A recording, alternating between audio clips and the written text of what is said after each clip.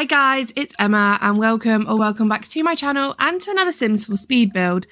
Today we are building in the world of Newcrest on a 20 by 15 lot and we are building a tiny house.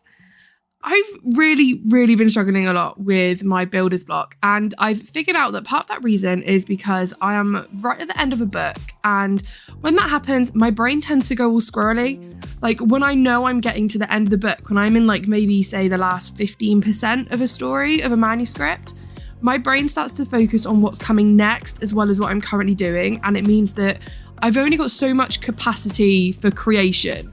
And what is suffering here, thankfully, of all the things that could be an issue, is my ability to create in The Sims.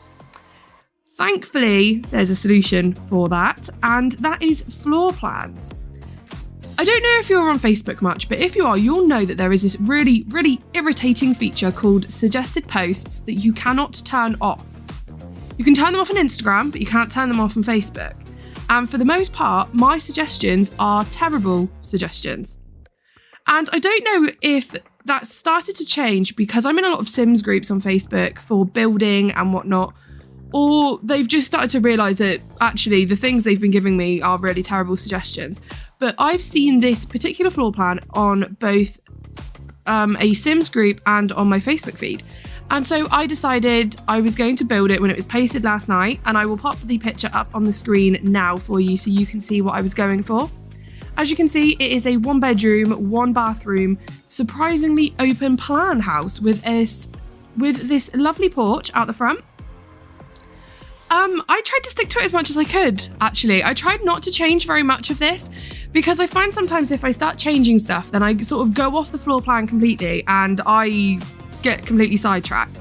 So although the temptation was here to add a bump out here and there to just make the shape of the house a little bit more interesting, I resisted that temptation, so yes, I will take that pat on the back, thank you very much.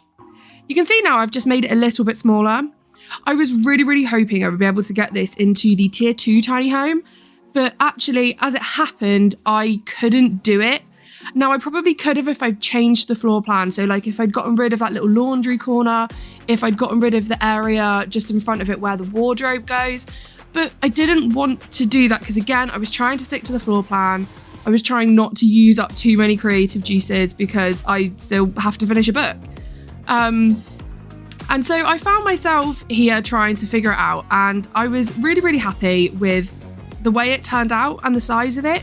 Looking at it, I could have still made it smaller. Like I took it in from the back. I could have maybe brought it in 1 notch on the side as well, like 1 tile. But then I looked at it, and when I realised if I'd done that, it actually wouldn't have taken me under the 64 tiles for the second tier. If getting rid of that would have done that, I probably would have taken it down into a tier 2 tiny home, but it didn't make much of a difference. And so I thought for the routing purposes of The Sims, I may as well keep it at 80 tiles because it doesn't matter if it's like 68 tiles or if it's 99 tiles. It's still the same tier of the tiny house. So I managed to get in everything that I wanted except for a desk, but that wasn't a big deal because I just put the little laptop on the table in the living space. So there is a computer in the house, which, you know, is always a really helpful thing to do for your Sims. Not only can you, find a job and get your social need up from it, but you can also do things like writing, and it's really good for the comedy skill when you've got to write things like write jokes and like stand-up routines and everything like that. Yeah, so I'm really pleased with the way this turned out and the amount of space that's here, and it's not overly expensive either. It came in at about 39,000 simoleons. There or thereabouts, I think it was when I uploaded it to the gallery, because yes, it is on the gallery under my username of EmmaHart121. I will pop that in the description box down below for you as well in case you want to go and get this to pop it in your game.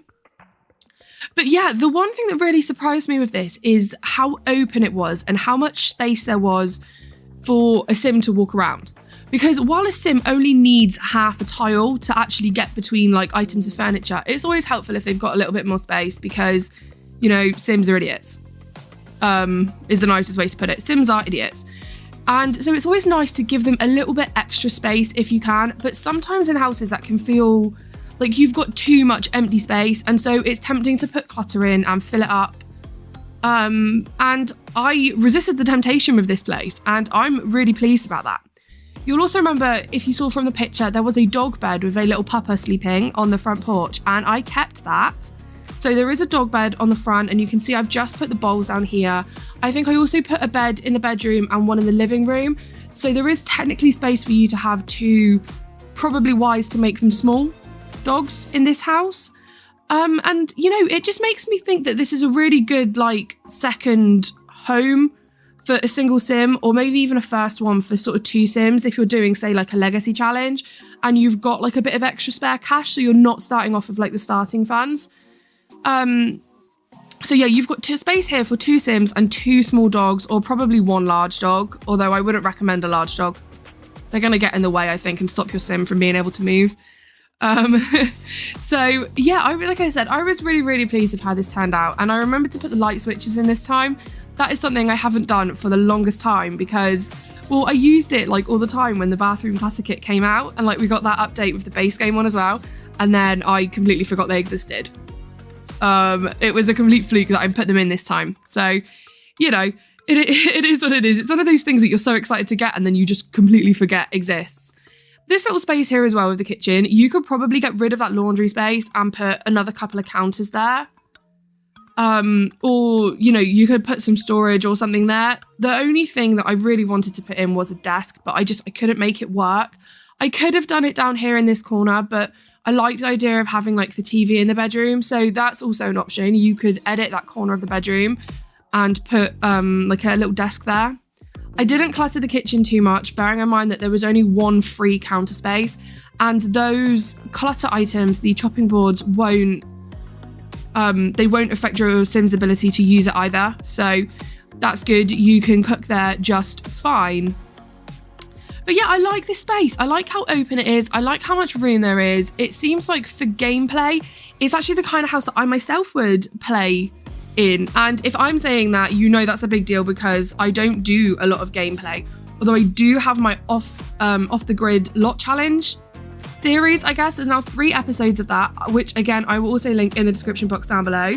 I'm calling it the lot challenge series because I think if I do end up having more than one generation, I'm going to change up the lot challenges just to keep it fresh for every generation.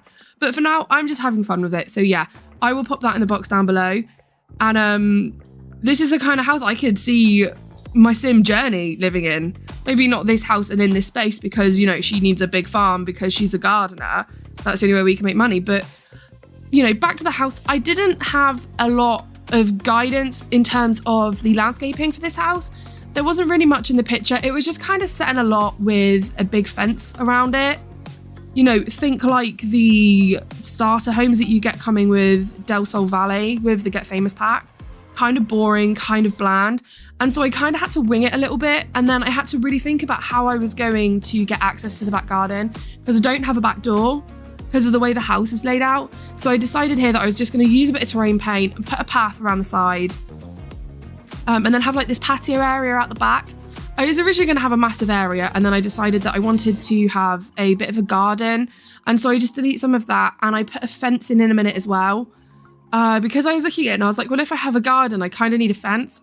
I don't know why. I wasn't going to do it. I don't always do it with tiny houses, but this made a bit of sense to me. So we have this little fence with this little gate, which takes us round to the back garden, which I'm really pleased with the amount of stuff I actually managed to get in here. Bearing in mind, this is the 20 by 15 lot. This is one of the smallest in the game. I think I managed to fit, you know, a considerable amount back here. So you've got your 4 big planters, and then there's also a table, a barbecue, and the flower arranging table just there. So you can see that. And I also put a bit of the clutter from the Greenhouse Haven kit, which I am utterly obsessed with. But again, every single time I try to start building, I just, you know, I fall off because I just don't seem to have the motivation to finish it. So I think for now, I'm going to stick to doing these floor plans, like the real to Sims, just to try and get me through this process of finishing my book when hopefully I'm going to have a bit more of a brain capacity to come up with something myself. So yeah, that's pretty much where I am right now. You've only got so many spoons, and all my creative spoons are currently being used in my manuscript. So there we go. Thank you guys so much for watching. I really hope you enjoyed the video. We're going to jump into some screenshots now. If you did enjoy it, please like and subscribe to the channel. I really appreciate that. And wherever you are in the world, have a wonderful day, and I will see you all in the next one. Bye everyone.